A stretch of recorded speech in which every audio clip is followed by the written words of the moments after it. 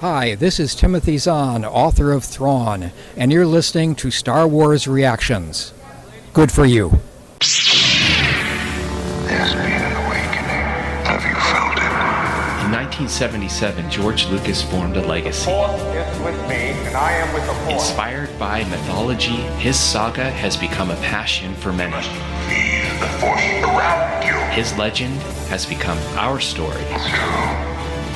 All of it. One of resistance, We are the spark that'll light the fire that'll burn the First Order down. rebellion, Rebellion is built on hope. and redemption. I am a Jedi, like my father before me. This is Star Wars Reactions. Remember, the Force will be with you. Always. Well, hello, everybody, and welcome to Star Wars Reaction. We are back with our 129th episode of Reactions, and we are going to have just a blast this week. This is one I've been looking forward to ever since I found out the events of this past week were going to be happening. So let's not waste any time. Let's get introductions out of the way and let's get this discussion going. My name is Aaron Harris, and joining me is the Kanan Jarrus to my Ezra Bridger, the David Motters. David, brother, what's up? What's up? What's up? We could keep going. No, I'm excited to record with you and our guest. I got to spend a lot of time with her, and I thought I loved her before, but I love her even more now.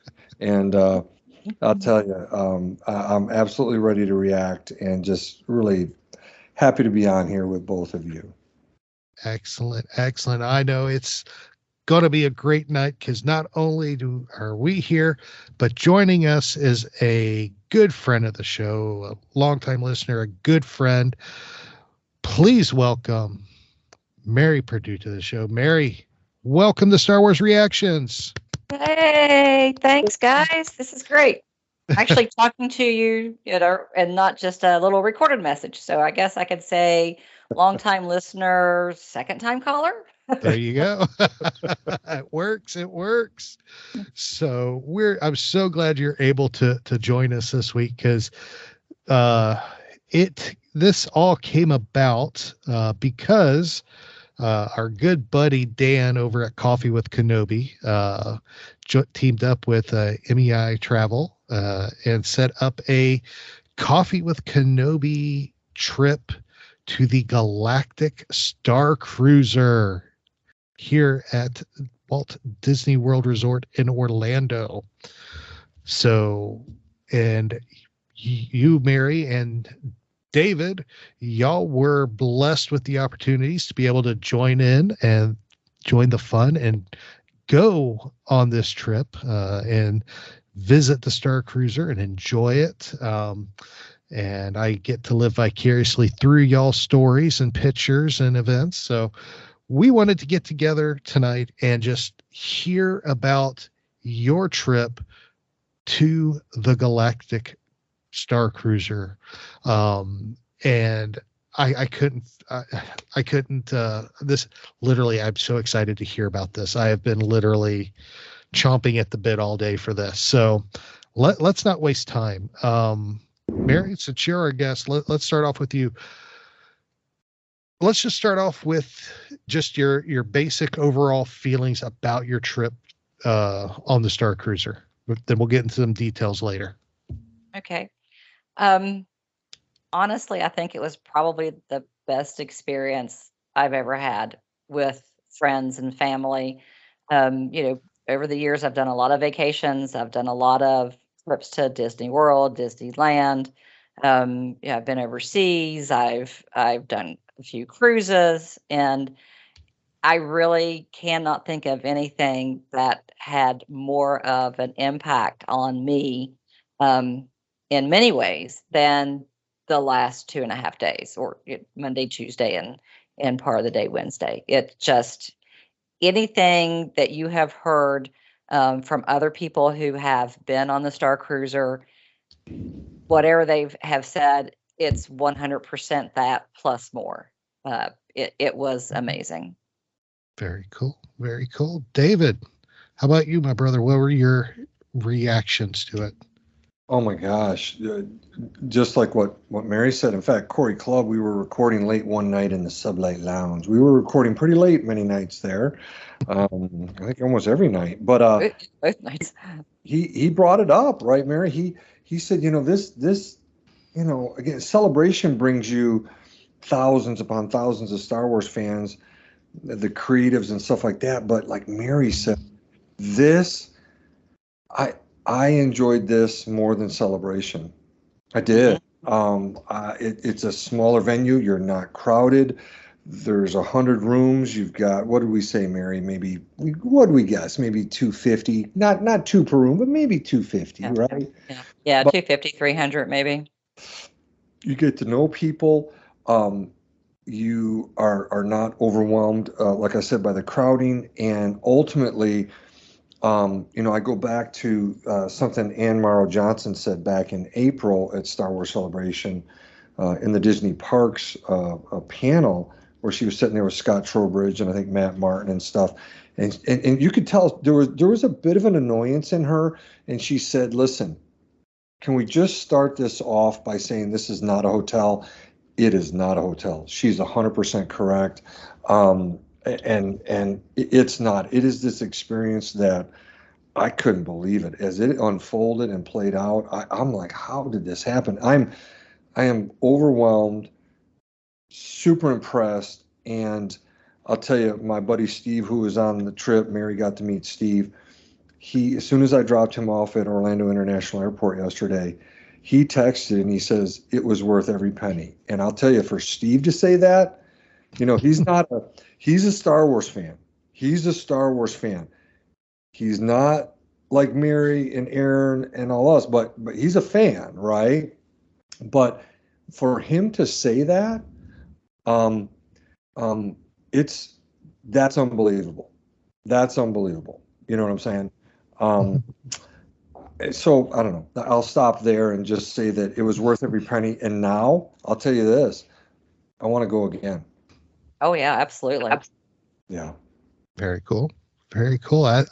You see, and I love hearing this, because one of the things that I always loved about Star Wars weekends was the people.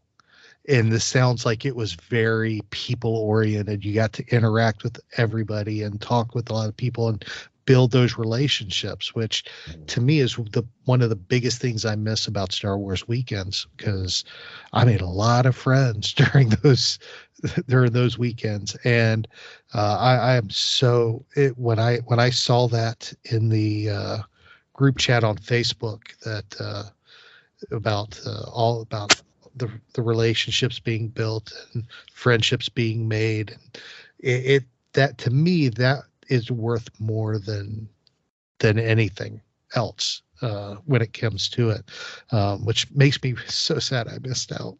But yeah, c'est la vie. Yeah. So let's start. Let's just kind of run through it, because it is a 2-day experience. And I want to understand, and I know our listeners who have never been want to understand exactly what's all entailed in those 2 days. So let's just start with a rundown of your first day. What happened when y'all got there and checked in and went through the process of getting into the hotel, and what y'all did on that first day. So I know Mary, you went first last time, so I'm going to toss this one to David first.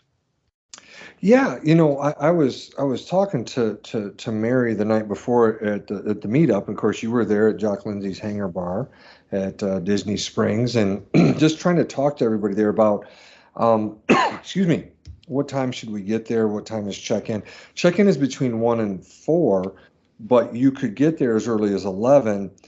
Get your bags unpacked and just stand in line. You're underneath the overhang where it does say Star Wars Galactic Starcruiser.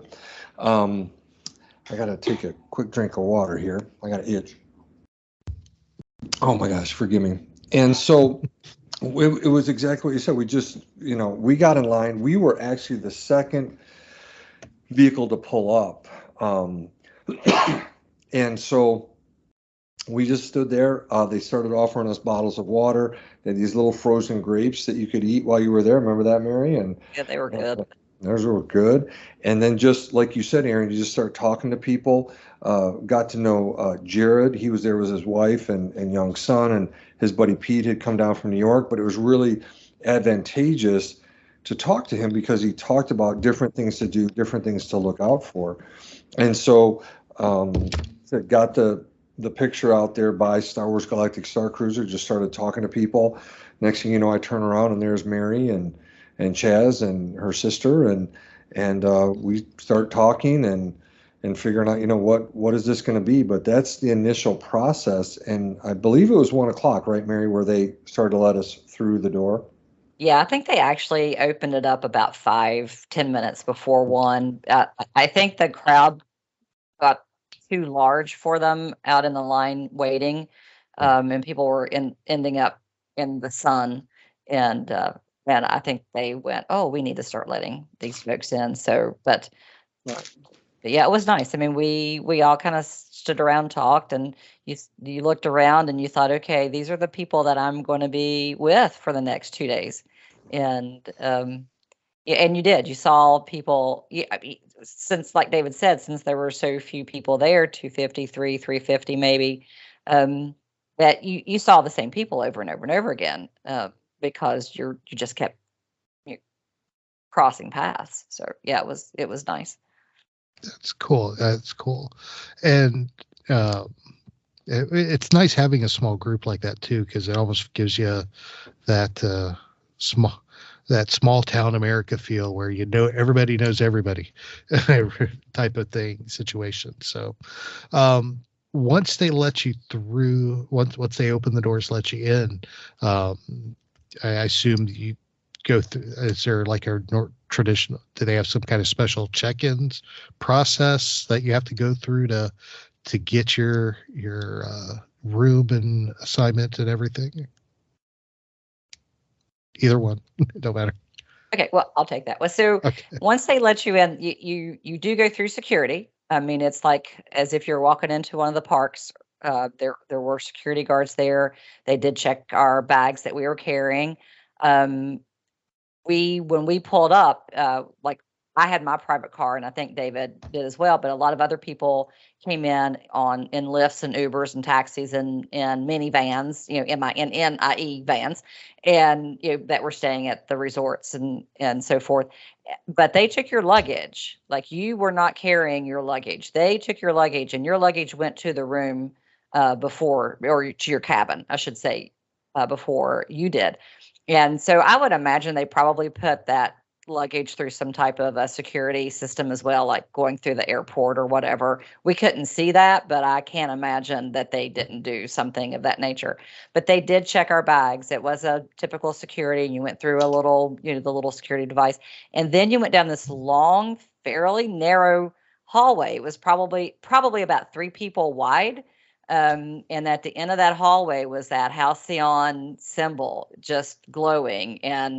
And we were lucky enough, like David and Terry King, who was with us, he and his wife, part of the CWK group, they had gone on in front of us, and the 3, my sister and Chaz and I, were the next ones to get onto the next transport. So we had some really nice views of that gorgeous logo, and so I got a couple pictures of it. But and then you get onto that transport, that shuttle pod, and it's not very crowded. There were probably about maybe 10 of us on it, and there are the screens across the top, and so you're seeing sort of your outside, the blue sky, the trees, whatever.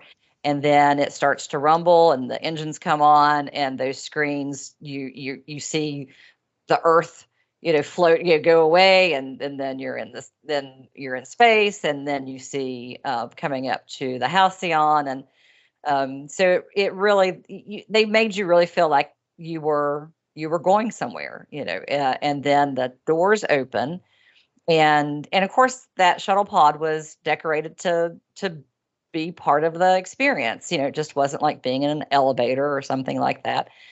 The doors open, and if you've ever been on a Disney cruise, it was very much like that. Like there were crew members who were standing there, and as each family got off of the elevator, one of the crew members said, "We'll take the next family," and they actually escorted you to your cabin and explained where you were going as you were walking through. And so they took you to the cabin. And when you walked in your cabin, your luggage was sitting there waiting for you. It was over in the corner. And they just explained a few things about how to do certain things in the cabin and in the little virtual assistant protocol droid that you punch on from time to time at D309 so she could speak with her and she could speak with you. And then we had trouble with our door to our cabin. So the crew member stood there and worked on her little magic data pad, and then things magically worked. And then she showed us where the dining room was and a couple other places. And then you were pretty much, free to start doing your own thing. So, but they made sure you knew where you were going, that you were familiar with how to get into your cabin room, familiar with what was in the cabin, and then whatever you needed, they made it very clear that all you had to do was grab somebody and say, "Hey, I need this," and they were right there and willing and ready to help with anything that you needed help with. Very cool. Very cool. Yeah. I saw a video of that interactive protocol droid thing. One of the other members of the CWK group, Kendra, from who was there from Australia, she posted a video of it, and I was watching that. I'm like, that is so cool. So I never thought to take a video of D309. I'll have to steal that from Kendra. I'm glad you said that. Yeah. I might not be there anymore because it was on her. It was on her Instagram story. So I'll have it's to only send her there a for 24 hours. message. I mean, I'd have to go back and look at her page, see if it's there. But I thought that was super cool. The way they did that. Now Go ahead, David. I was going to say, it's AI. It's amazing. She would speak to you, and you could answer in various ways, and she would play off of it. I remember seeing the one of the guys that was programming that and created that. It's brilliant. It's brilliant. The D309. Yeah. Very cool. Very cool. Now, it looked like a lot of, from what I've seen from other people that have gone on the trip, and from a lot of the videos and pictures that y'all and other CWK family members posted. It looks like a lot of it centers around this main meeting area, this main hall area. What atrium? There you go. What can you tell? Tell us about the atrium. What's all there? Where all does it lead? What kind of things happen there in the atrium? You want me to go, Mary? No, yeah, go, David. Yeah, because what I was going to do is piggyback off what Mary said. You take that shuttle up, makes it feel like you're shooting up into space, up, and you're technically above Chandrila, right?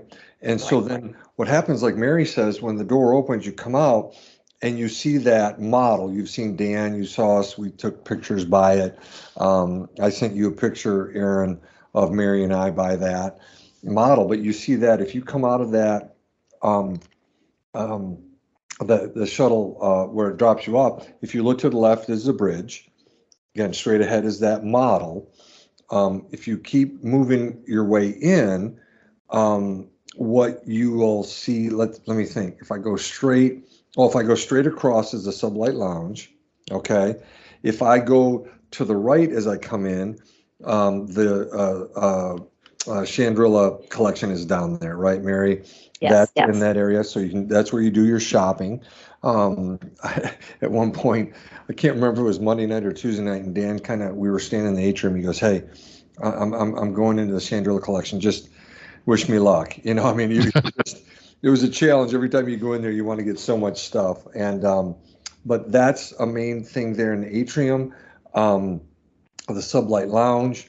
Let's see, what else would be a mainstay there? Obviously, the model there, and that is where, as Mary knows, all the main storylines play out right there. And they'll do a ship call to bring everybody there. It's on your data pad. You have to use that extensively on the Play Disney Parks app, and that's a really, really cool thing.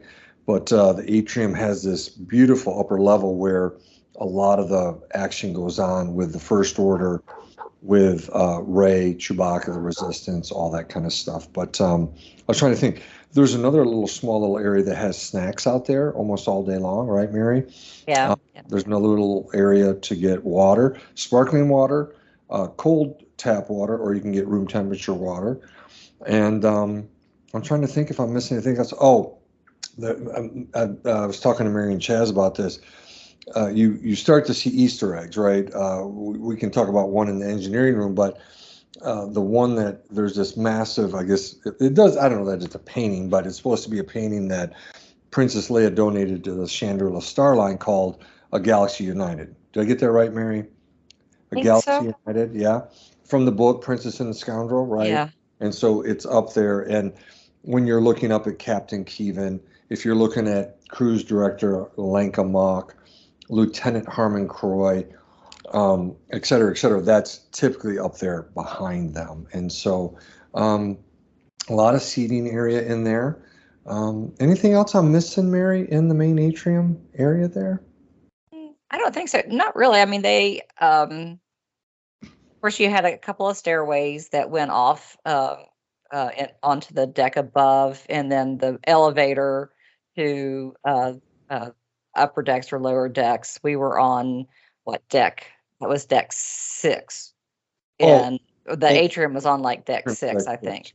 Yeah. And then you had deck 5 had some other things, and deck 4 had the Count of Croya, the dining room, and other items. So they had things spread out across a couple of main decks, like deck 4 and deck 6, where the atrium is located. They had a lot of things spread out between those decks, so that as you were doing different things and doing missions, that people were in different locations. You weren't all at one place at one time, but they did do, once you went in and went to your cabin, and we were able to, they did have lunch available in the Crown of Croya dining room. And so we went in and ate lunch, and we shopped a little bit, and then they did do a muster. And if you've been on an actual cruise, then you know that cruise lines always do have a muster station, so that if there is an emergency, that you know where to go to, where your lifeboat is, where your life jackets are, and those kinds of things in real life. And so being a cruise, they also do a muster. And so that's where the captain and the cruise director introduce themselves and welcome you to the cruise and to the Halcyon. And then that's where we get the first little inkling that this is not going to be a normal cruise, and the First Order show up. So from right at the get-go, we, like David and I said, we got there, we were part of the very first boarding group at 1:00. And by 4:00, you were full bore on in the story with that muster. That's right. Very cool. Very cool. And y'all brought up a couple things I wanted to hit on too, because we see the atrium and we see all the little side rooms off of there with the bridge and so forth. But you mentioned there were other levels and other things throughout the ship. What other facilities? Because I saw, you mentioned the engineering section, and I saw some pictures of the engineering section.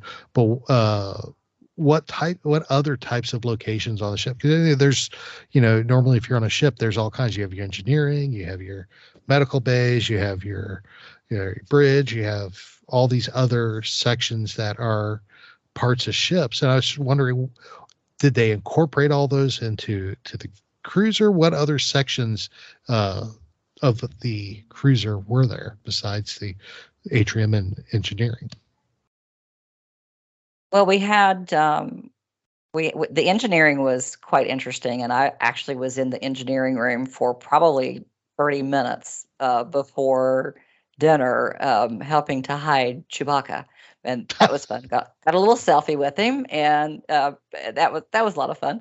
And there were some nice little Easter eggs in there, and like David mentioned, the book Princess and the Scoundrel, which is held right after the end of episode 6 and the Battle of Endor, and Han and Leia are getting married, and they're using the Halcyon as sort of to go to their honeymoon, and craziness entails from there. It's a really good book, but part of that book, there was a section where they had etched their initials onto like the side of a pipe in the engineering room, and so Terry King was able to find that, and he shared that with me. That was a lot of fun.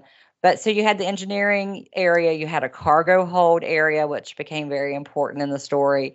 You had the brig, which was kind of cool. It was right beside the engineering room, and there was actually a little hideaway door that went between the brig and the engineering rooms that the kids were crawling in and out of.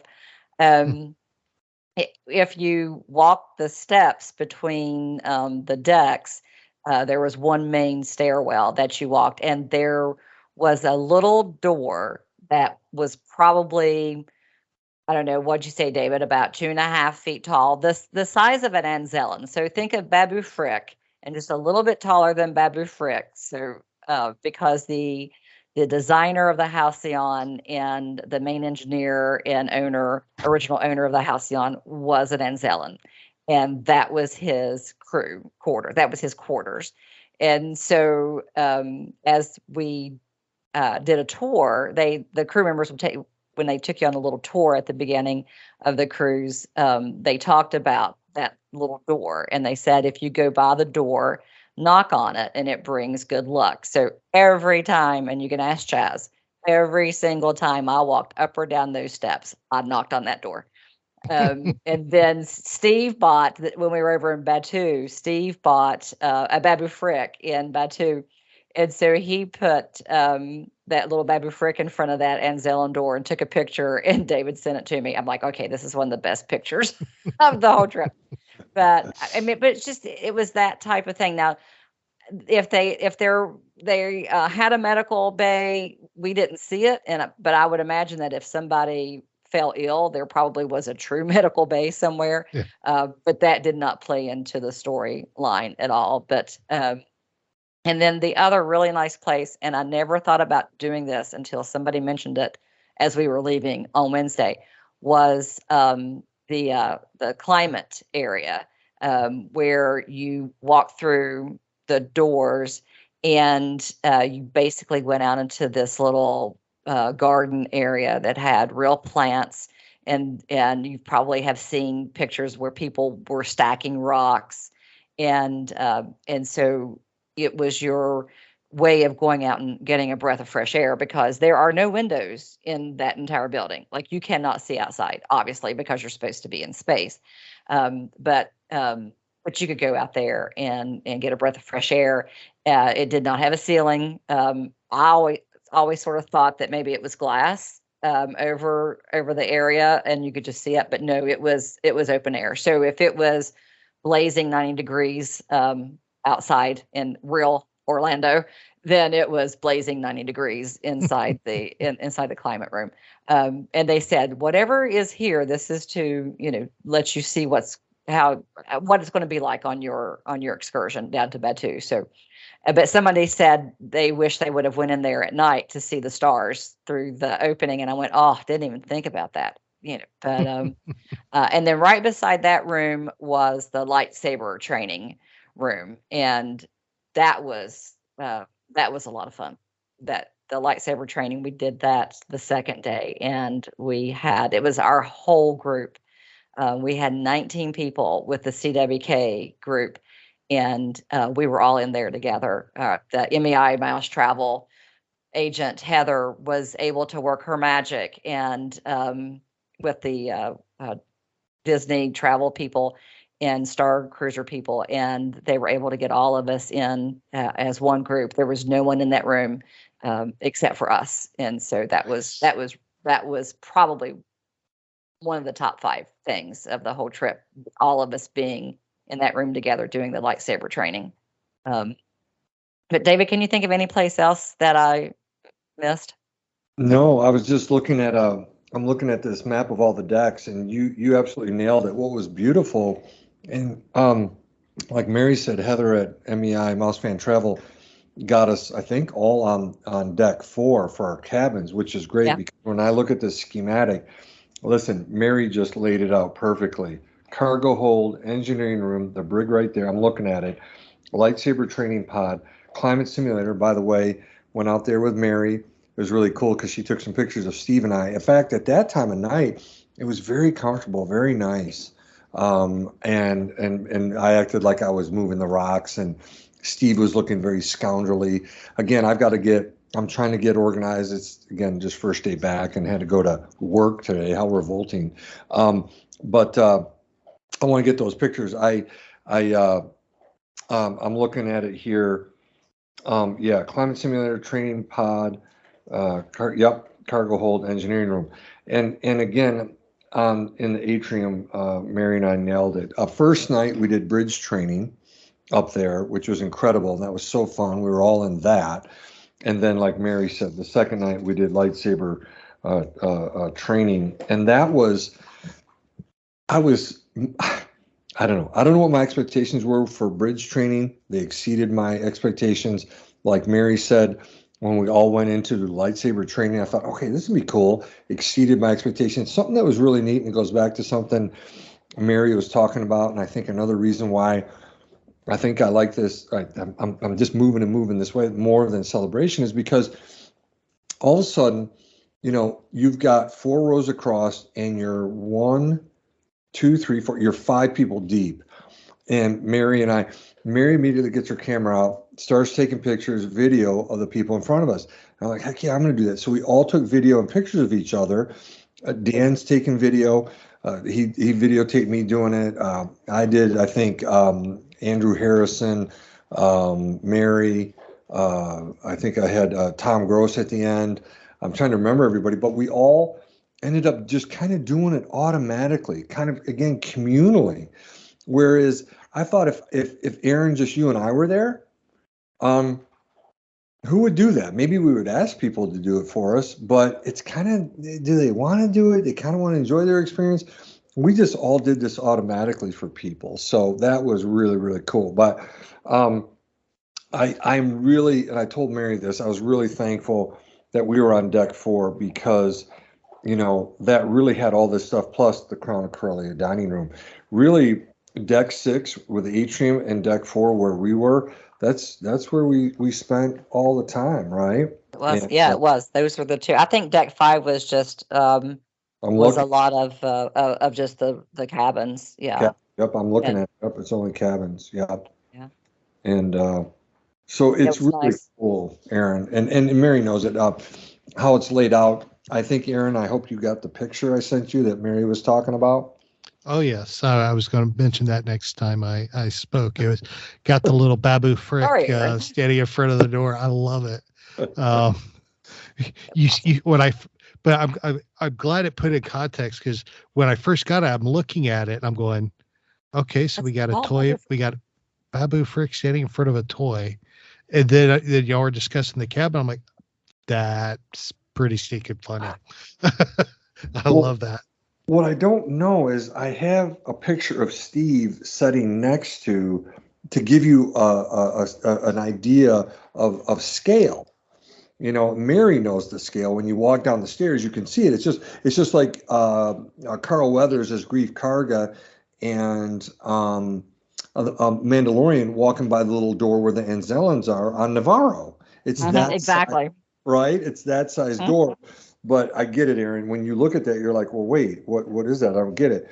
Now, let me say this, because Mary and I told you about, getting there and giving our bags and going from there. Let's just say, again, the security people are doing their thing. But all the people in blue who are staff for the Chandrila Starline, they're immediately in character. Now, I took this picture of Babu Frick, and then I took a picture of Steve because he loves Babu Frick. So I got him right next to, and you'd see how really kind of small this is. And again, I told Mary this. I think I told Dan and Corey and stuff. But Aaron, I can't see. There's two staff members walking down to that landing where that little door is. I can't see them. And all of a sudden I hear them say, "Oh my gosh, that looks like Shrug Jabbar, our founder, who's an Anzellan, who, again, the backstory is, he's an Anzellan who built the Halcyon. And of course, a lot of these Purgle class starships were made at Corellia. And just, I don't expect that. I don't know that they're coming down, and they see it and they play right off of it immediately. And that was just one of many stories of how great the staff was, staying in character all the time. But constantly. Yeah. I even said, especially that last evening after everything was sort of played out, and then the next morning as we were leaving, I said to a couple of the cast members, we really appreciate, yes, and I prefaced it with, this is kind of, out of galaxy. I said, but I just want to let you know, we really appreciated everything that you and all of your fellow crew members did, and that we as passengers really are concerned about what is going to happen to all of you after that last cruise, after the last voyage in September. And I said that to 3 or 4 of them, and you could see it visibly meant something to them. I mean, they did sort of drop out, like their eyes kind of dropped out of character at that point, and just looked at me and said, "Thank you. That really means a lot." So. Oh, absolutely. And, it is hard knowing that the Starcruiser is closing in September, because it's, we've waited so long for something like this, and for it not to have been the success that Disney wanted, or even that the fans hoped it would be, is kind of disheartening.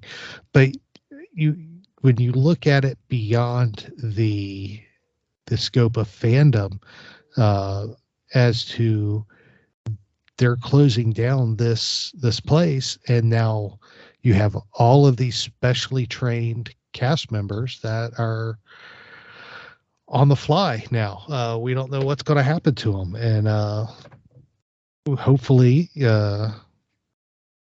they aren't.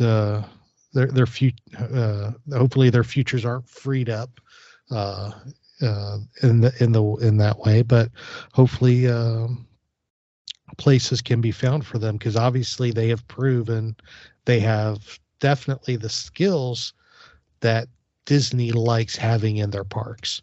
And I mean, that's to be able to stay in character and do those type of things for a couple of days, and remember those details. Those are the type of things that Disney wants to have around and needs to have around, not just at that hotel, but in the resorts and in the parks as well, because there's always so much going on in the parks too. So definitely, I'm glad you mentioned that, because with it closing, it is hard, and we do hope the best for all the cast members too, because at the end of the day, they're just like you and I. They're human. They have bills to pay and mouths to feed, and we just pray the best for them, and that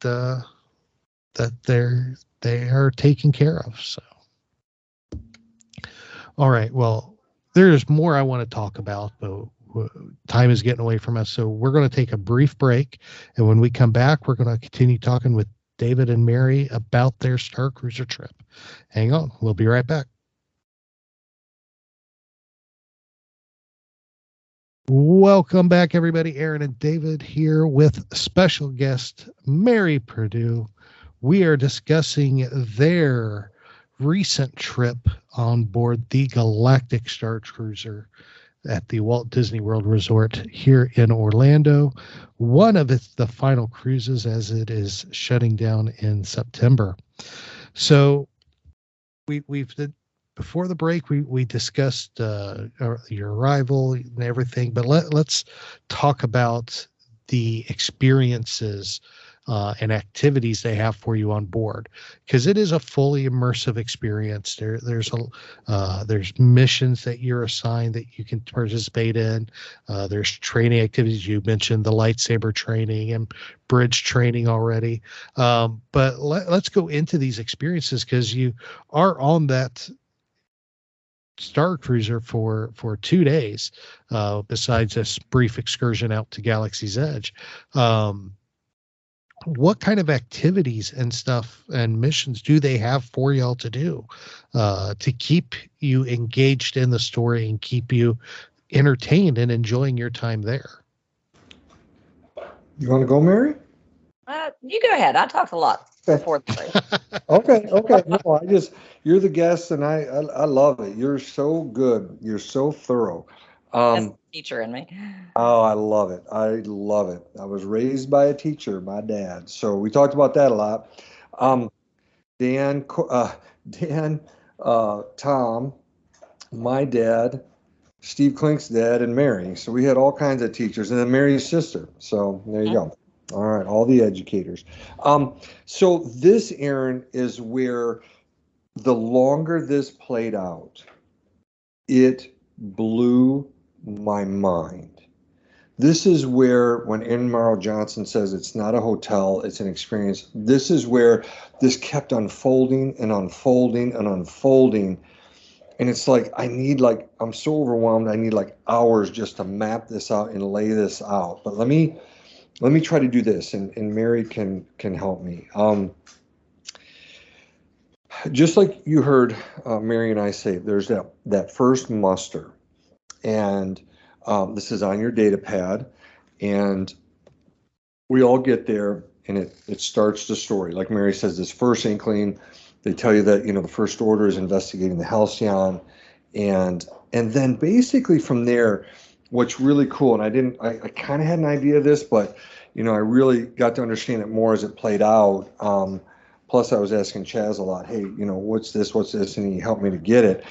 Is you end up having 4 different routes you can go, and you have all these different characters in the story contacting you, and you can ultimately choose. And I was texting with Greg McLaughlin earlier today a little bit about it, that just organically, without any of us trying, Tom and I ended up choosing the First Order route. Now, I didn't know if I was going to do that. I kind of thought more Resistance. Honestly, you're a Jedi. My buddy Steve said, I'm going to go smuggler, and he did that. And that was the route he took. Corey ended up taking the Resistance route. Dan and Mason took the Jedi route. Chaz did everything. Yeah. He walked that fence. I don't know how he kept from falling off both sides of it. Holy moly. I mean, he's looking at me and he goes, Dave, I've done everything. I'm like, oh my gosh, dude, how did you do that? It's just it's mind blowing, but he nailed it. And now here's what's interesting. And the reason why I'm saying not only is this thing worth every penny, I get why it costs what it costs. I get it now. Yes, and I don't see, and right, Mary, we all talked about this on the Star Cruise. I don't know how you could reduce it. Wish you could. I don't see it's feasible. But here's the thing: as this plays out, I'm getting messages from Lieutenant Croy to do things. I don't know, Mary, are you getting messages from the Resistance from Captain Keevan and Lankamak? Yeah, I did. And I kind of started out Resistance, and then as I answered questions, and that was the interesting thing too, when they were sending you communications, there were a lot of times there were multiple answers to the communication. And so depending on which answer you chose, that helped you go down that sort of route. And if you were very vague, which is, I guess, why Chaz went down 5 paths, because he must have been vague with all of his answers. But as you got more and more specific with your answers, and so my path was more the Jedi route at the end, like Dan and Mason's, and I believe Andrew Harrison and Terry King was kind of Jedi, but also sort of on the side of a smuggler kind of a thing too. So you could go a couple, you could go a couple of different routes, but mine really ended up more Jedi at the end than anything. But yeah, I did get quite a few from the captain and from the cruise director, and then Sammy. I had a lot from Sammy, the mechanic, which we haven't mentioned yet. And Sammy is halfway through.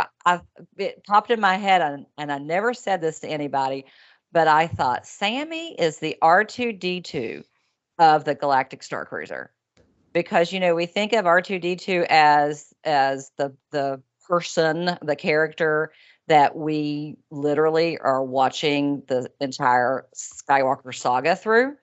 Mm-hmm. And I mean, he's there when Leia is born, he's there when Leia dies, and he's there for everything before and after. And so Sammy was kind of the same way. He was, and he's such a good character. And the actor, the crew, and it's what he is. To say just crew member or cast member, I mean, these people are full-blown professional actors that are presenting this story to us. And the actor who was Sammy was phenomenal. He did such a good job. But I got a lot of messages from him. And those are the things you kind of have to follow through, and you get missions from different ones. So you're on a mission for this one, and you send that, and then that answer sends you on another mission. And then you get a communication from somebody else, and that sends you on a mission, and so you are quite busy. And then the next day, when we load on to the transport and go down for our excursion to Batuu, things that you did the first night then reflect what you're going to be doing on Batuu. And I remember thinking when all of this first opened, and my thought, because I've been to Batuu a lot, why do I want to give up my time on the Starcruiser that I'm spending a lot of money to be on, much like being on a real cruise and going to somewhere like Nassau and thinking, why do I want to walk through Nassau when I can stay on this gorgeous Disney cruise line ship? But everybody that I saw after it opened, and that was a question a lot of people had, and they said, no, go to Batuu. You're going to have things to do. And boy, they were right. And you really saw Batuu through a different lens, don't you think, David? Oh my gosh, absolutely. I felt the same way as you. I'm like, wait, why am I doing an excursion? I've been there, and Aaron and I have walked all over that outpost and had a fun time there. I've been there a number of times. But you're absolutely right. And Aaron, it's so cool because just like Mary said, like if you go the route of, like, say, I went the route of First Order. So then Tom and I are doing these things down on Batuu that when I've walked around with you, or if I've been there by myself, I didn't know that that's going on. Didn't know it was going on. And clearly those, like, I guess Mary, like you and Dan and Mason, were doing stuff for the Jedi. Corey's doing stuff for the Resistance. Steve, when I was walking with him, this is when I saw Chaz come by. We're right by the milk stand, and there, as you go away from the tie echelon and the milk stand, Aaron, you and I've been there drinking blue and green milk many a time. I see Chaz, and he's walking by, and he's going through the umpteenth million different things, and I'm just like, dude, you're blowing it away, man. I love it. So we're standing there by this antenna, and Steve is doing some smuggling stuff. And I hear that thing come alive, and I'm like, gosh, this is so cool. And I loved, and the reason why it became so cool is because by having people take different paths, you start talking to each other during brief breaks, and the story starts to continue to unfold. And you're like, oh my gosh. Now, again, we're saying everything because this thing is closing, and I know when we Mary and I recorded the first night, Monday and Tuesday night with Dan, we were doing all spoilers because, again, it's like Mary said, everything's on video, it's all been shown and stuff. But Mary said it best. It doesn't even do justice, because here's what starts to happen, Aaron. You get back to the ship, and it really all starts to go down right after, I would say, what would you say, Mary, dinner? Because Yeah. at one point, right, to tell you how crazy this is, Aaron, and you're like, oh my gosh, Tom and I have to meet Lieutenant Croy at the engineering room. So you Okay. go down there, okay? First order traders. Right. I know. So it's great. And there's not a lot of people who took that route. There wasn't, which ended up, Tom talks about this if you listen to the Coffee with Kenobi episodes. Lieutenant Croy comes in, and just like Mary said, the actor who portrayed him was awesome, funny, quick, right, Mary? And he was the original Sammy. I follow him on Instagram. He's a great, great feed. And when he popped up as Lieutenant Corey, I thought, hold on, wait a minute, stop. It dropped me out of the immersion to begin with, because I do follow him on Instagram. And he had stepped back from being on the Star Cruiser a few months ago. And he put a thing up on his Instagram post about he needed to step back, because that job is so intensive, and you really understand it when you're there, because they're living this 24/7, or 24/2, I guess more. But I mean, they're living it the whole time that they're on stage. And he had, I think, done Lieutenant Corey. I cannot say that name. He had done the lieutenant, I guess, a little bit right before he stepped back. But that June, the beginning of June, he came back to the Star Cruiser, and I guess I missed that on his Instagram feed, because I looked at Chaz and I said, "Oh my gosh, he looks just like the guy who was the original Sammy," and of course he was. But he was fantastic. So I mean, and again, they're actors. These crew members are phenomenal actors. Yeah. Well, and what happens is, to continue off what Mary said, we're down there, and our job is to shut down the Galactic Starcruiser, the Halcyon. And as we're doing it, I'm texting Steve, my buddy who's doing the smuggling route. He didn't get called down there, and he texts me and he says, "Hey, Chewie's up in the atrium." I'm like, "Wait, what?" And I don't know that's going on. And like Mary had mentioned, seeing Chewie I didn't see Chewie at all until. You're not supposed to, because you were with the First Order. We were hiding him from you people. I know. Well, that was what's so brilliant, Mary. It's so brilliant. I didn't even know he was on there the first day until you just said it tonight. See, this continues to unfold. So what happens, Aaron, is Tom and I are successful at shutting down the Halcyon stuff, and victories within our grasp.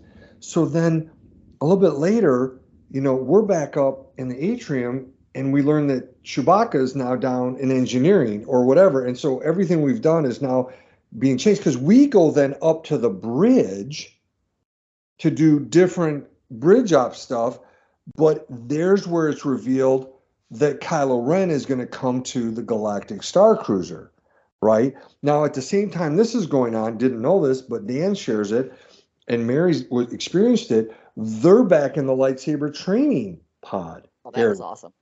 And now this is the reason, Mary, okay, Aaron, why I want to go again, because Andrew Harrison was in there with his wife Michelle, and of course Mary's there. I guess, was Chaz with you or your sister? No. It was me, Dan, Mason, Terry King, Andrew, and Michelle was not with us. Andrew's wife was not with us. She was doing another mission somewhere else. Oh, forgive me. Okay. Yeah. So again, see, there it is. But when they described it, Aaron, and I'll let you do that, Mary, I was like, oh my gosh, because I love the experience with Lieutenant Croy down the engineering. We're up in the bridge training. So then none of us are down in the lightsaber training pod knowing what's going on with Rey. And let me let you go from there, Mary. What happens there? So we were invited by the Saja, who are the group of people who follow the way of the Force and who protect the way of the Force and teach the way of the Force. And they're very cool, kind of if you think of Chirrut from Rogue One, kind of that thing. Okay. But they were awesome. But we were down there meeting with him. We had been called. I mean, and this was one of the cases where, you had to check in. And if you had, like, some of the missions, you could kind of just see a group and you could sort of tag along. And because you have that M band, which is your magic band, if you were in close proximity to different characters, then I guess in the algorithm, it recorded that. So that was part of why you got different messages from different people. But in this case, you had to have been invited, and you had to check in with a crew member, and they checked to see that your name was on the list, or you did not get in that room. And which that was the only time I saw that happen. And now when we walked out, Chaz was waiting. He actually did, because he was playing every single path. He did get invited into the room, but he was in like the next. I'm not sure how many times they played that particular scenario, but he did get to see it. But you go in with Asaja, and there's this crate in the middle of the lightsaber training room, which it wasn't there before, but it was some cargo that had been smuggled on. And on top of this crate, there's another box. And so as Asaja is talking, Ray comes in. And so they're talking about what's in this crate. And they open up this crate, and it is a giant holocron, Jedi holocron. And so if you know the ones that are in like Galaxy's Edge that you can buy, this thing was 100 times bigger than that. I mean, it was big. And so they activate the holocron, and a hologram of Yoda comes up.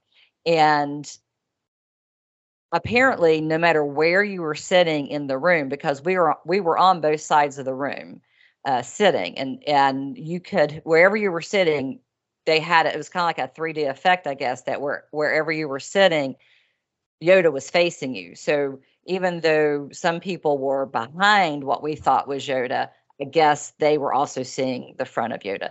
But Yoda gives this great speech and about forging on and blah blah blah blah, typical Yoda speak and motivation and all that. But it was an event that it was probably 15 minutes long at least. I recorded a lot of it, and I know one of my recordings was like 8 or 9 minutes, and that wasn't the whole time that we were in there.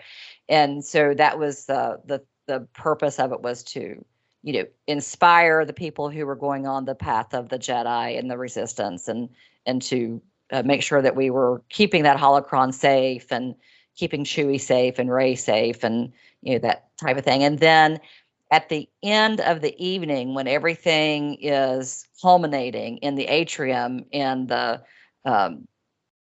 Supreme Leader Kylo Ren shows up, and he's fighting Rey and all this wonderful stuff, at the end of that, part of that video that we saw in the lightsaber training room is actually played in the atrium. They have these in the middle of both sides of the main sides of the atrium. There are these like hologram tubes that are from the floor to the ceiling, which is like 2 stories in the atrium. And there was always some type of a hologram image reflected, depending on what we were doing at the time, in those 2 tubes. And Yoda appears in those tubes, and part of the speech, not all of it, because it was quite long, part of the speech was played to everyone in the atrium of what we saw Yoda say in the lightsaber training. But that was, I mean, for those of us who are hardcore Star Wars, cry at a drop of the hat, I was bawling. I mean, it was quite moving. If you're in, and you're in that, I mean, you're in that immersion, so you really, you're really feeling it. Especially if you're, easy to do emotional kinds of things like that. And so and from that point on, everything just goes 1,000 miles a minute. It really, they gave us a little bit of downtime, I thought, after we came back from Batuu, had lunch, had a couple little missions, but it didn't seem to be quite as intense from the time we got back from Batuu, because people could stay on Batuu until like 4:00. The last shuttle coming back from the shore excursion was at 4.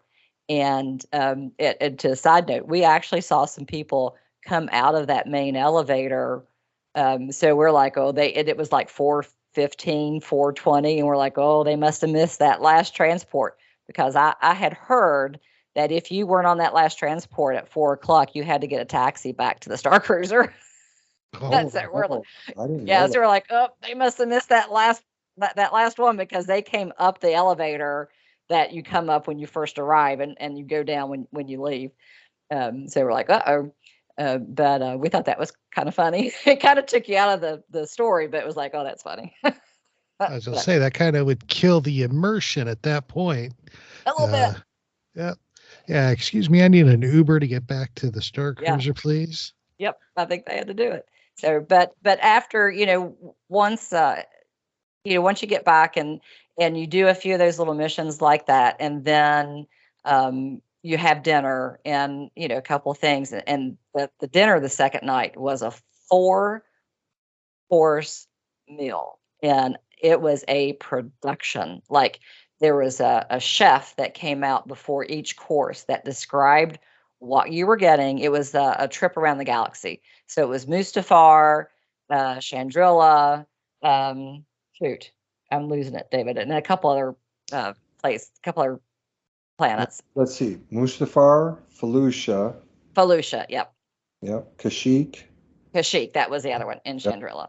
Yep. Yeah, and so, they introduced what you were going to eat, and then the wait staff actually came out of the 2 doors up on the stage and walked down. It was a production. It was amazing. But once you had dinner, and then and the other group, we had the early seating for dinner, and then there was a second seating for dinner. And once you had that, and everybody was finished eating, and then it all culminated, we had that muster drill at the beginning when we first got there on Monday afternoon, and the alarms went off, because the First Order took control of it, because David and them were successful on what they were doing down in engineering, and First Order took over the ship, and so everybody had to go back to their muster station, and Dan, who had been on it once before, he had told us, he's like, when you do muster, make sure you're in the center of the atrium, so that you can see everything for the last part of the show. And so there we were, and we were all kind of already standing there anyway. And, and so then everything, happens around you, as far as, and there was a major R2 unit type of droid that was, was like R2-D2 and had major secrets, in his memory banks. And so the First Order had captured it. And those of us who are working for the good side, we were able to get it, back, and all that good stuff. And so all of this is, happening up on that sort of upper floor, around the front of the atrium. And that's when you see, Rey, and you see that infamous lightsaber, that Josh D'Amaro turned on at D23 a couple of years ago, and it actually is like a real lightsaber, or, well, not real, like, a movie lightsaber, where it comes up, and then they never did quite fix that transition, where Rey then has to set that thing down and pick up a regular lightsaber like we all have to actually fight with. That transition still wasn't very good, but it is what it is. And then you see all the things that happen up around you, and then where we're at down in the atrium, we're still part of the story. And stormtroopers are in, down there amongst us, and our mechanic Sammy is our hero to the end, and the captain and the cruise director are down there roaming around, and we really haven't talked about the entertainers that were at the 2 dinners, or the 1 dinner, and then after the dinner show the second night. So everybody is there. The sages or sajas are there. So everybody's kind of in that atrium with you, and it really does all culminate there at the end with that, with the good side, light side, winning the day. Tom and I were so close to victory. Tom was so disappointed. I know.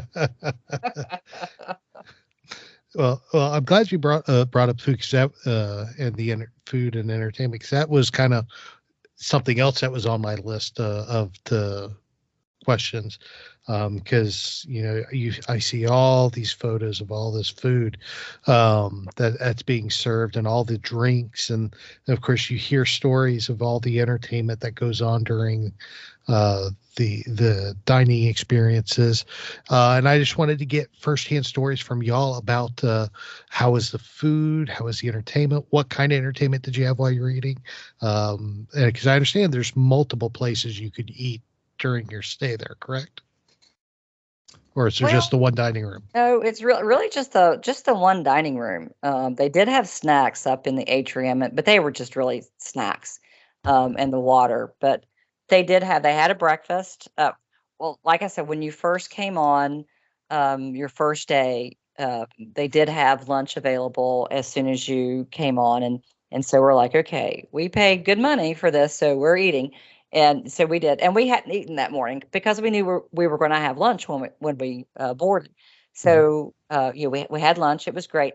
The way they did the breakfast and the lunches was they had it was a buffet style, and so you went into that area, and you just picked up, and they were all like in little bento boxes, and so you picked up what you wanted, and you put it on your little chandrilla, CSL tray, and which was really cool. And there's plenty of pictures of the trays out there, I'm sure, because we all took pictures of our food. But you picked what you wanted. They had blue milk and green milk on tap. You could have as much blue milk and green milk that you wanted.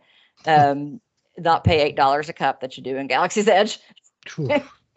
And sorry, Disney. And then sodas. They had the regular Coke brand sodas. They had tea, they had coffee, they had some amazing hot chocolate that I didn't even know about until the end of the second night. And then dinners, both of the dinners were served, and they actually, when you came into the dining room, you told them who you were, and they seated you. You just didn't go in and sit down. So again, Heather at MEI Mouse Travel, she let them know that we were a group, and we took over half of one side of the dining room. There was a family of 4 beside me, and then from our table, my sister and Chaz and me, and our table down, it was what, David, 5 or 6 tables, because there were 19 of us, and then there were like 2 or 3 more tables beyond that. We basically took one whole side of the dining room. That's right. Yeah, for just us. But and during the first night, we had Gaia, the Galactic Superstar, and she was really good. Now, I don't think that is the original Gaia from when it first opened. Looking back at some other pictures that have been posted, over the last 18 months. But or 12 or 13 months, but she was good. The outfit, the costume, the makeup, she was Twi'lek, she was good, and she played her role well. And then Wani, the little Rhodian backup DJ entertainer, she was cute as a button, and she did really well. And then they had another instrumentalist who was sitting there eating. He was, placed into the audience, and so then he goes up on stage and plays, and he continues on with the storyline as the next day progresses and to the end. But they were good. And then you could go out later and get an autograph with Gaia, and it was like just like a little seal. She had a little stamp that she would stamp things, and it was her seal. And then the second night, it wasn't entertainment like that, because the meal itself was the entertainment. Like I said, they really just put a show on for each course. But of course, the First Order comes in and bums us all out by putting their flags out, and stormtroopers showing up, and David and Tom had to get their pictures in between the two first order flags on the stage Of at course. the end of dinner. Yeah. And then from that point, the story kind of goes forth. But Gaia, while the second group of people were having dinner, all of us who were in the first, we were finishing up a few missions here and there. You're always checking your data pad to see if somebody sent you a communication.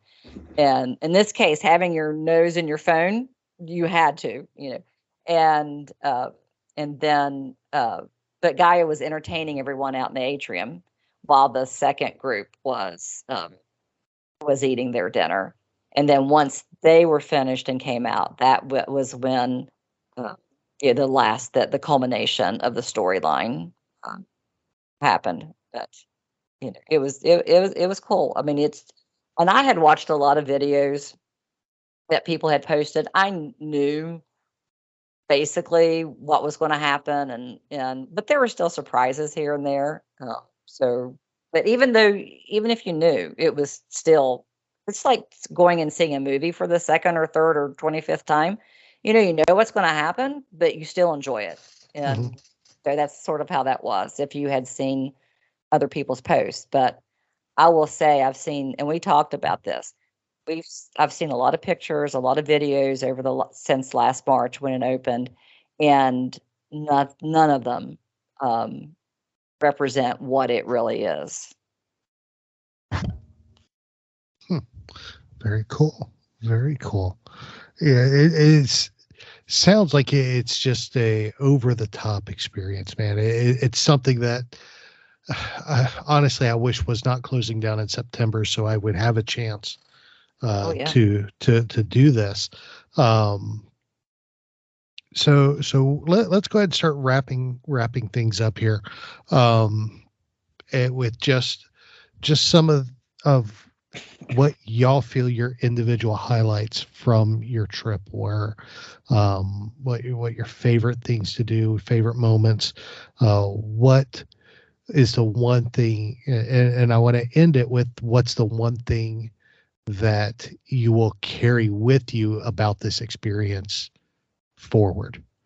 So I know I just threw a whole lot at y'all. Go, David. Woo! Tiger it. Thanks, Mary. You're welcome. Woo! I think I don't know if people listening to this can tell, and you notice at the beginning of the podcast how I was like almost I'm overclamped, and how do we explain all this? And Mary is explaining all this stuff. Everything is interconnected. Batu, the dinners, the missions, and I just want to mention that I hope that people can hear that there's so much. And at first, again, piggybacking off what Mary said, you can see videos, you can see pictures and say, okay, here's the general story structure and here's what happens. But when you're there and you experience it on the Galactic Starcruiser, you spend time on Batu, I can't even explain everything. Mary and I don't have time to explain everything. We're trying our best, right, Mary?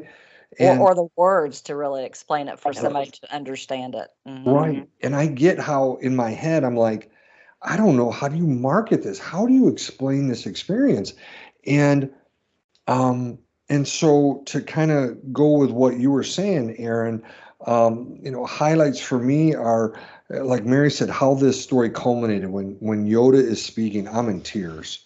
I'm an emotional guy, and I'll cry. And gosh, just seeing Rey battle Kylo Ren, and that whole thing was incredible. Cool. Yeah, and the immersion, right? This is something that Mary and I have talked about on two different recorded episodes. I loved recording at night with Mary. We would end the night on Monday night and Tuesday night. We closed the Sublight Lounge, and we did. Right, and Mason's over there. They literally kicked us out the second night. They did. And so we're podcasting, in there. Tuesday night we were in there recording from 12 to 1 o'clock, right, Mary? Yeah. 12, yeah. And so that was a highlight all the time in the Sublight Lounge. But I think for me, I think and I alluded to this a little bit earlier, is doing this as a group. Yes.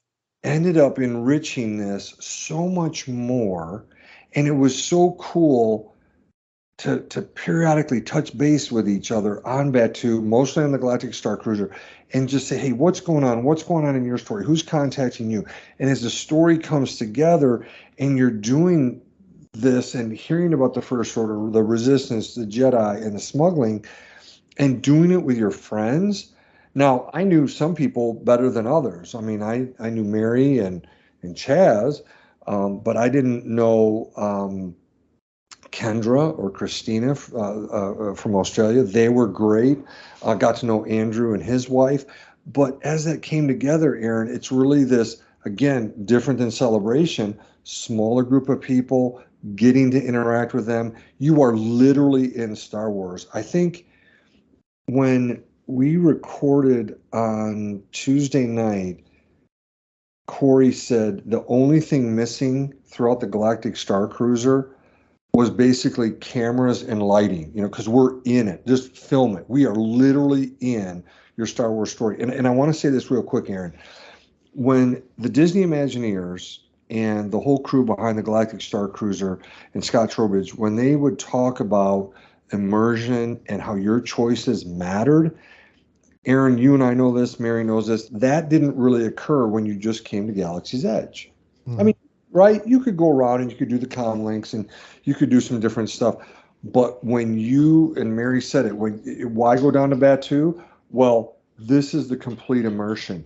Your choices on the Galactic Starcruiser mattered down on Batu. What you did on Batu mattered back in the Galactic Starcruiser.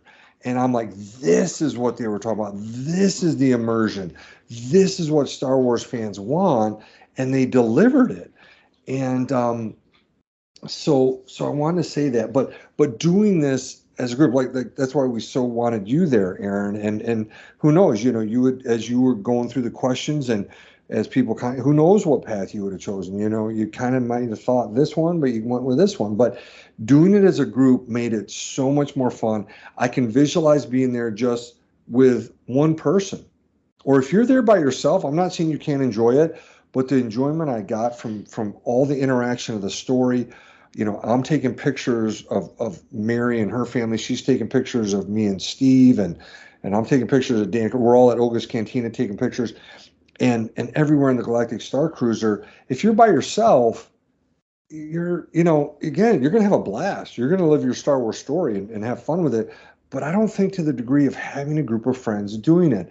And the closeness, and I felt like I'd really developed friends in Kendra and Christina, in Liberty, right, Timmons and her mom, with like I said, Andrew and Michelle, who Gary else? and Jennifer. Yes, yeah, Deb and Cato. Yes, thank you, Mary. All these people, I felt closer to them, and got to know Mason better, and he taught everybody how to play Sabacc there in the Sublight Lounge, so and beat everybody. So, to that end, that communal experience within Star Wars, that is my biggest takeaway. And it just, again, I think like Mary says, I can't put into words. I mean, my friends have asked, what was it like? Here in Ocala, they're asking me. I'm like, it was mind blowing. And so I'll leave it at that the biggest takeaway was that communal Star Wars experiencing, making even closer friendships with people and making new friends. So I don't know. There you go, Mary. He stole my answer, but it's true. I mean, it is so true. Chaz and I had this discussion yesterday afternoon after we got home, and you are so exhausted. And I had heard so many different podcasters who've done that, a couple of times. I follow a couple of different podcasts that literally this has become one of the mainstays of their life the last year and a half, and they were devastated. I mean, truly devastated when the announcement came that it was closing. And now I absolutely 1000% understand why they were devastated. If we could go back on tomorrow, I would go. 2 or 3 times. There was one lady that somebody was talking to that this was her 5th voyage, and she had 2 more. She was able to plan 2 more before it closes in September. I mean, this is how devoted some people have become to it. But Chaz and I were talking about it last night, after we both were kind of, recuperated some, and I'm not even sure which one of us brought it up first, but the other one finished the sentence, is that this would not have been, it would have been great, like David said, but it was 1,000 times better because we were with all of these other folks. And it was so funny when we did the lightsaber training, we were out in the hallway and the Saja was talking about how you're going to be working with other people in the room. And he's like, don't worry, you'll get to know the person beside you. And we all just burst out laughing. And he looked at us like we had, 2 heads. And we said, don't worry, Saja, we all already know one another. We are one big group. And the look on his face was like, oh my. And I said something to another crew member later about that. And they said to me, I don't think that's ever happened in any of the voyages that I've ever been on, that everyone in the lightsaber training already knew one another. They were, one big group. And I think we got a little bit more out of that session because of that, because he recognized the connection. Like we'd all met, at Jock's on Sunday night, yep, except for a couple of people that weren't able to come. Andrew and Michelle weren't there that night, and Cato and Deb weren't there that night. But the rest of us were. But by the time we got to lightsaber training on the afternoon of the second day, we had all been together so much. We'd all, like David said, we'd all passed one another. We'd all talked about this, that, or the other. And plus, we talked about our own lives, our real lives, and sharing things and just getting to know one another as people, besides just being a text line on a CWK Live podcast, and that I think that really enhanced the lightsaber training. I think he did, maybe not more with us, but I think he had a little bit more energy than maybe he probably did with some other groups, the Saja. And I think we enjoyed that more because, like David said, we were taking pictures of each other. We were, encouraging each other. Mason was up there killing it with the lightsaber. Chaz was doing a really good job with the lightsaber. Some of us old people not quite as good of a job with the lightsaber and the shield, but but we both agreed that, and we said this about the last celebration that we went to in Anaheim last year. That was our 7th celebration, and every celebration before that, it was really the 2 of us, or then when my sister started going, the 3 of us. But when we mixed in with Greg McLaughlin and Greg Cass and Dan and Tom and Corey and Dennis Keithley and Colby Mead and Ross Hollibin and Greg Dickinson and that whole crew, then it just made that experience that much better. So I can't imagine doing the Starcruiser without a group of friends. That it was absolutely unbelievable. And again, it's just, and those words just don't describe it. Very cool. Very cool. Very cool. Well, I gotta say, you have made the Starcruisers. If it didn't sound appealing to you before, it should now, because I was always interested in it before, but now I'm just like over the top heartbroken that it's closing. Oh, absolutely. So, we cried. We all cried when we left. I swear, if one of this group said they didn't cry when they left yesterday, they are lying through their teeth. Oh. Well, my sister probably didn't cry, but she's a Trekkie. Yeah, well, we won't go there. Well, I gotta say, I appreciate both of y'all sharing your experience, because I know an experience like that is hard to put into words and hard to do justice with the right words. It's something you just have to experience rather than to understand it fully. You have to experience it. So y'all did an awesome job, and I can't tell you how much I appreciate y'all sharing your experience. I mean, not only with the listeners, but with me, because, I lived vicariously through all of y'all, and the closest I came was Sunday night during the meetup at Jock's, which to me was just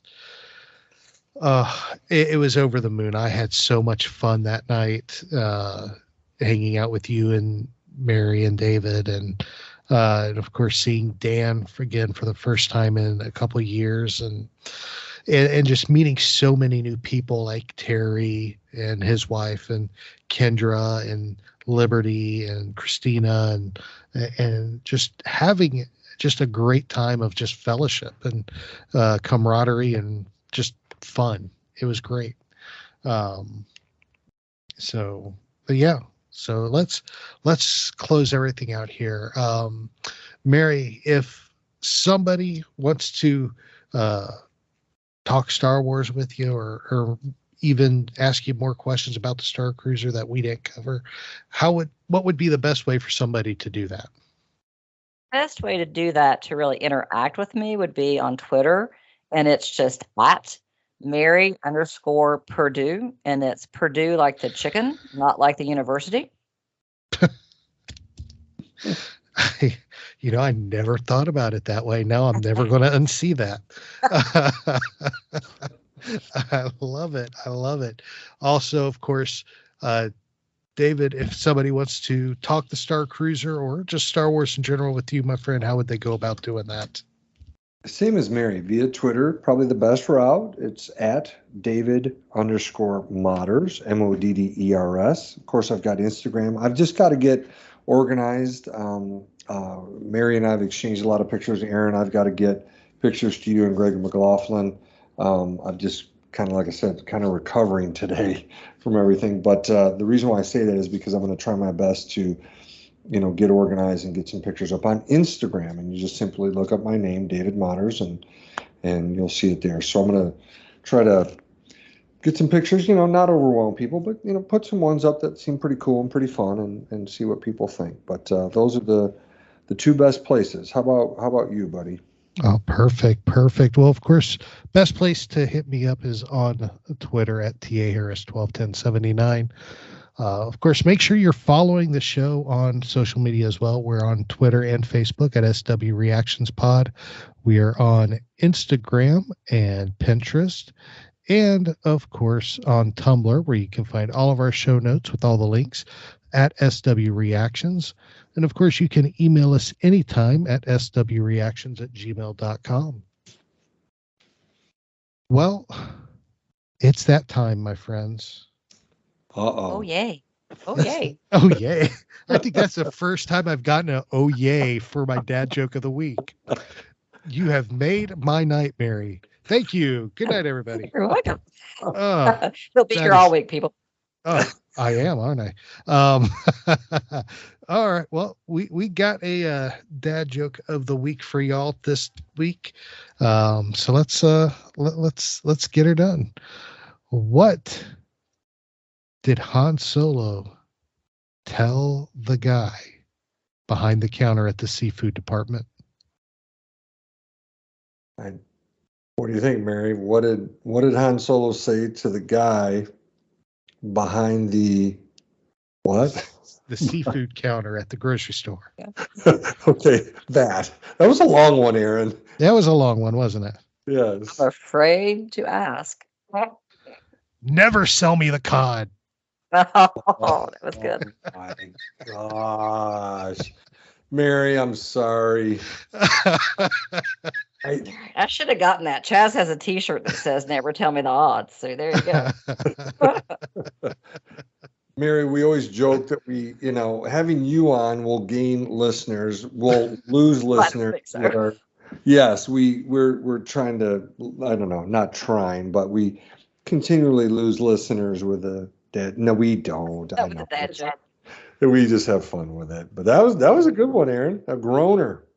Thank you. And I'll be back next week with another one. Yeah. So, all right. Well, Mary, thank you so much for joining us tonight. It has been an absolute pleasure. Thank you.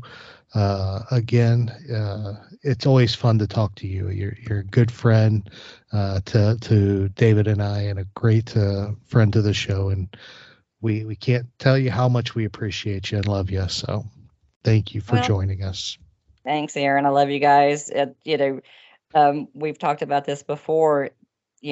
Banzer's just brought together so many good people through Star Wars, and it's such a great community. And we talked about this on the Starcruiser, and David said it earlier. It's like you have friends now that you never had before, or never would have had it not been for this mythology and for our love of it, and having someone who is positive and wants to bring out the best in people, and has created such a great community around that. And it's just grown into many podcasts and just text threads and just great friends. And I'm thrilled that I have such good friends, and that meetup at Jocks Sunday night. I mean, they were some of the best hugs that we've gotten since before COVID, and because so many of us literally are behind a keyboard and not talked in face to face, or been in the same spot, and it was just it was exciting, amazing, and wonderful to be able to, and I'm a hugger, as you guys know, to be able to go up to someone and hug them. And I'll tell you what, some of those hugs were long hugs that night. Yes, and some of them were really long hugs on Tuesday night when we were all partying after dinner and after being at the lounge, because we knew that was going to be the last time we saw one another for a long time. Yeah. Oh, I can imagine. So we are, I tell you, we are definitely blessed with the community we have. And we just want to see it keep growing and keep positive and just keep it awesome. Simply being. So David, my friend, fun as always, buddy. Loved it, man. This is so great. Again, like you said to Mary, I just want to say thank you, Mary, for being on here. I love you, and I can say that so easily. You and Chaz, love both of you, and I just loved being on the Starcruiser with both of you. It was so fun, so interactive, and thank you for taking time tonight to hang with us. Oh, you're welcome. It was a pleasure, and it really helped to, I think, pull all of this together. And like I said to you earlier in the day, yesterday I really went through a halcyon postpartum depression, and I think that's really common for a lot of people. But this helped. This truly helped. Good deal. Awesome. Well, thank you everybody for listening. We love y'all. Y'all are the best. We're praying for y'all. Do something good for somebody else this week. Help change the world, make it a better place. Remember, this is your place for elegant discussion for a more civilized age. If you'd like to share your thoughts, you can email us at show@starwarsreactions.com for our show notes and the latest news from the Star Wars universe. Visit our website at www.starwarsreactions.com. You can also follow us on Twitter at SWReactionsPod or on Facebook at Star Wars Reactions. If you enjoy our show, please leave a review on iTunes. This podcast is not endorsed by the Walt Disney Company or by Lucasfilm Limited. It's intended for entertainment and informational purposes only. The official Star Wars website can be found at www.starwars.com. Star Wars, All names, sounds, and any other Star Wars related items are registered trademarks and or copyrights of Disney and their respective trademark and copyright holders. All original content of this podcast is the intellectual property of Star Wars Reactions unless otherwise indicated. Star Wars Reactions, elegant discussion for a more civilized age.